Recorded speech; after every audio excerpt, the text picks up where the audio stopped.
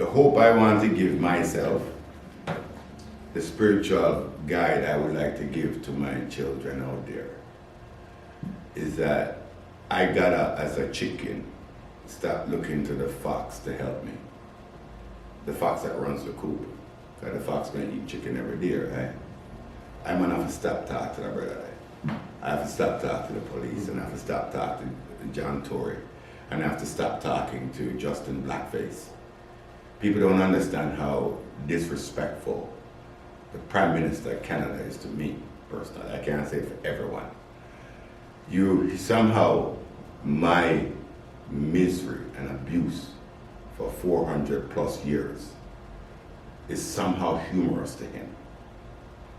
And because he does it, a man get arrested last week for going to the protest in blackface.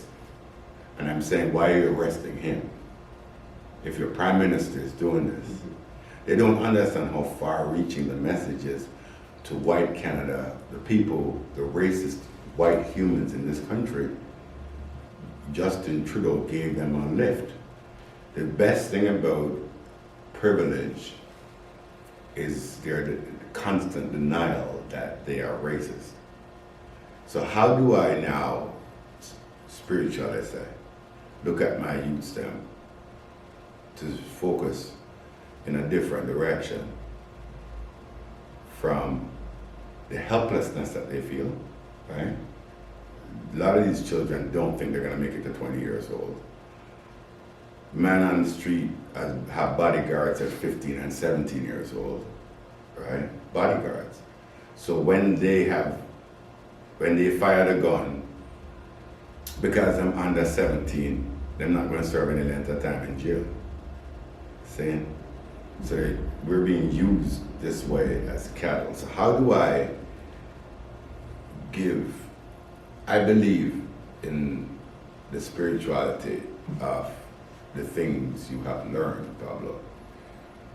And what would you kind of vibe with you them today?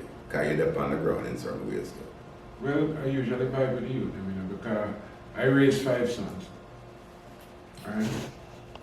And between Florida and Toronto, Fort Lauderdale. And a lot of them are friends. 3 in particular have friends. Mm-hmm. And my house became the hangout because we was a cool father. And some of the houses they came from didn't have any father present, which was number 1. The other thing is that they didn't have any structure, number 2. So when we talk about things like this, we're talking about education. Mm-hmm. Because education is not about going to school or going to church. It starts in the home, and it's held in the home as part of the discipline of a household. So they knew how my household ran, but they still wanted to come. So I feel like education is a problem, because the schools here and in the States and stuff like that, no matter what neighborhood it is and no matter what the percentage of, whether it be Black, Indian, Chinese, it is usually a certain type of teachers and curriculum. And that has our youth a little bored. They can't relate. The methodology of teaching is not really a methodology that's conducive for a lot of our kids. Now we have a lot of, brilliant kids that come out, despite these, things that are against them, but the high majority of our children are falling through the cracks. And part of it too is, I remember, you guys have been here since the 70s, right? Right. I remember I came up in the 70s as well. And what I remember is the streamlining. Maybe you shouldn't try the advanced courses, maybe you should take this course. Maybe you should go to the trade school and not the academic school. So that is definitely something that we've seen too. And I know the marking, now I don't have any evidence, but I know our papers being marked are marked very differently. Very differently. Yeah, it's different. You know? So if we have, So I don't know if y'all agree with me, but I feel the education, and at home we have a problem with the family. Not only here, in the States, in the islands. yeah, man. You understand? We have a problem with the family. And all of these, you know, we don't want to keep blaming slavery for everything, but a lot of it is repercussions of slavery. Because they used to split up the families. Deliberately.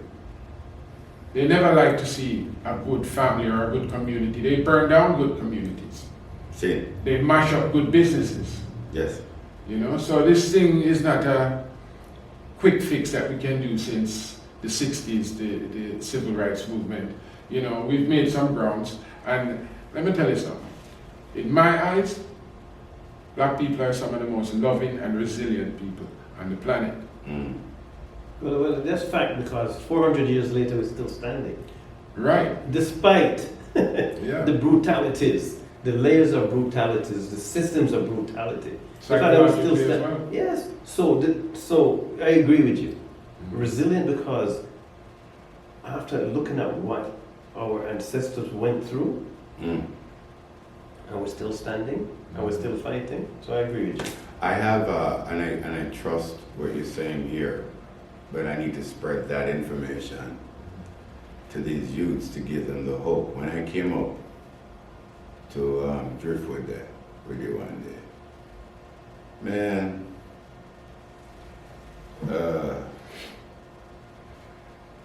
when I done with that project there, God, that project there, I feel, saying, but I do now understand why the youth them so skeptical, and I wasn't upset at it either. I just figure it's timing in certain things. There's nothing more painful than watching the eyes of my children, and I say my children, because my sons and my friends and this and that, the futility I see in their eyes of not making it to them 15th, 16th, 17th, or 18th birthday. And having expectations and I'm never making it into their 20s. I find that no matter how oppressive the system they keep beating us with, not only are we resilient, we're deeply spiritual and we're deeply wise.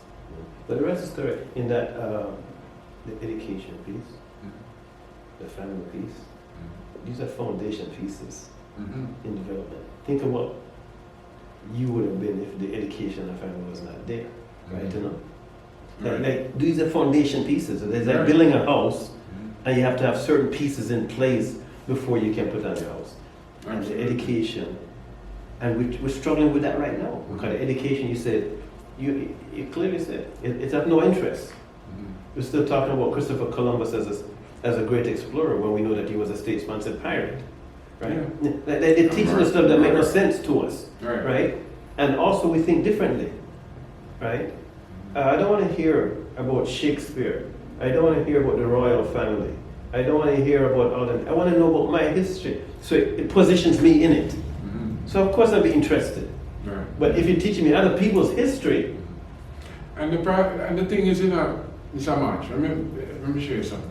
If it was done more balanced, we would have an interest in Shakespeare, because then we would look at, we would know some of our African writers, poets, which we have, you know, and we would have an amalgamation of different cultures, and then we say, well, this week's topic or this, you know, semester's topics are going to be such and such, but we didn't get any of that. So unless we were, you know, some kind of voracious reader or somebody that liked to study on our own, which most kids aren't, you know, we wouldn't have a knowledge of these things. the word you mentioned is balance. Right, there's no balance in the system. Right, and then we send our kids to school, and when they lose interest and they don't learn, we write them off. But then we don't provide them access to jobs. We don't provide them access to post-secondary, because if you don't have these foundation pieces, how you can do that? And we know that they're struggling at home with the family that has been. And then we're standing up surprised and saying, ooh, I'm surprised that they're doing this. Why are we surprised? Yeah. So I agree with you totally about those foundation pieces that are missing. Right. So how do we help the families? How do we, Yeah. besides this conversation, how do we get to an opportunity to, I don't think sometimes our children alone are our issue. I think obviously the parents who are our age group and younger. But the parents are also products of the system. Right on. Of the So- colonialistic Yes. mindset, right? They're still products of it. Right on. Right? If I say As to a- we are here, Yes. products of that. So Right. I'm saying we're having this positive interjection. My goal somehow is to give. You mentioned some, which was really cool, about the contact tree Yeah. before social media, right? And as much as social media, I can tag 100 people in one post, Mhm. and it can get to them in seconds. Maybe 99, but 99 out of 100 people don't read the post anyway, right? It's about, I'm looking for some, and I have to count you two as part of that. I'm grateful for it. Is having people to depend on when I pick up the phone and call them when they're there. Okay, when I grew up in So Jamaica. how much of those No, people? when I grew up in Jamaica, I had 10 mothers and 10 fathers. I don't know where they all came from. Yeah, yeah. Everybody had a vested interest in my well-being. Yeah. So if I did something bad, I had to answer to all of them. I'm saying to myself, Louis, you can't do anything bad because they're going to catch you, right? You know? And you have to respond. So that was instilled fear for me to stay the course. But also, it didn't put too much pressure on just one mother and father. Yes, sir. There was a collective village approach. You see that? Right? So in today's society, don't talk to me about it takes a village to raise a child because we're not a village. See that? Right? So we have to figure this out. What do we replace it with? Right? Is it this? Right? Do we use this as the village? But Yeah. even in this, as soon as I buy my cell phone, right, you know, there's another version. And it does other new tricks. Right? And then another one comes out. And as a elder, But the young people aren't using the same no, social media platforms. that's another Really. thing too. They're talking about TikTok. Yeah. Right, you know? Because Facebook is for old people. Use it, so. All right? I use it. We all use it. But I use Twitter. according to the younger people, It's still it's always. for old people. Instagram has even gotten. No, don't tell me They've that. moved on from Instagram. Yes, They've they have. gone, you know? Yes, So they have. Snapchat. it's changing all the time. And Snapchat, the whole. They're gone? My daughter do different things now of communicating. But you Snapchat. see what's going on there? It's like the velocity of the change, the speed of the change, Mhm.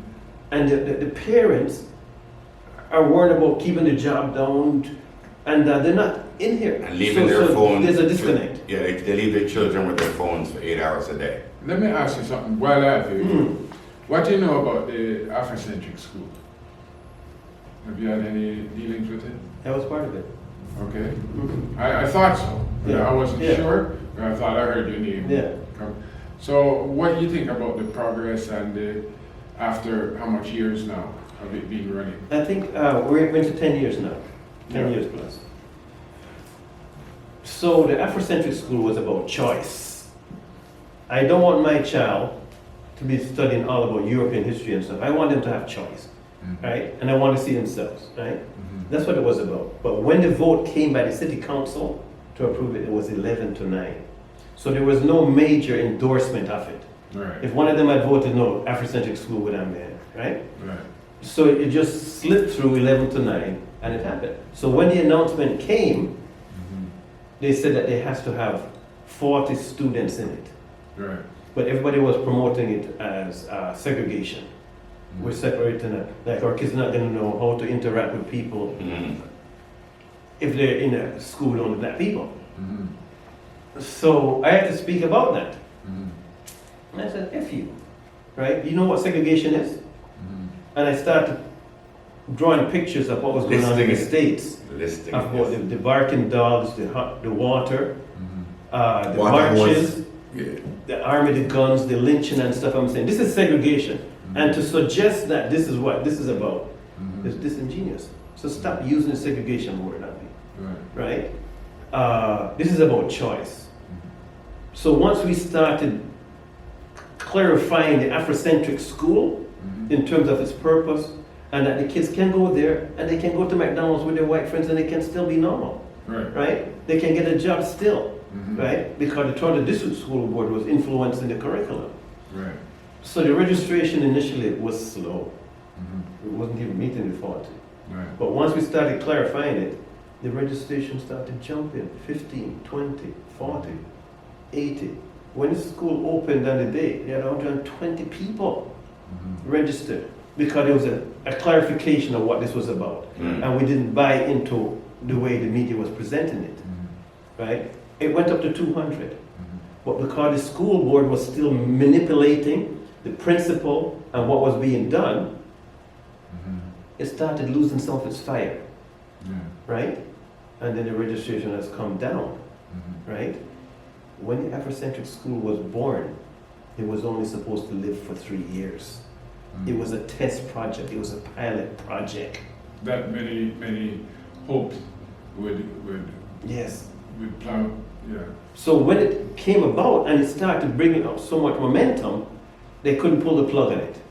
Because it was supposed to be 3 years, and I don't want to just take you off kilter, right? Man, this is part of what we need to talk about, bro. After the 3 years, they realized they couldn't pull the plug on it Mhm. because there was such a big interest. Right. So it was allowed to continue and so on and so on and so on. So how's it But today? it was still, Presently.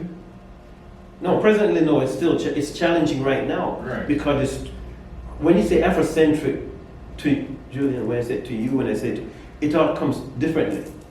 So there was no firm, solid foundation built So that in- said this was about. So everybody was all over the globe in terms of In what the retrospect, student. do you think that just the word Afrocentric was a problem, or that maybe it could have been labeled differently There's to some things. attract more? 'Cause I know there's a lot of people within our community that afraid of it just because of that. Yeah.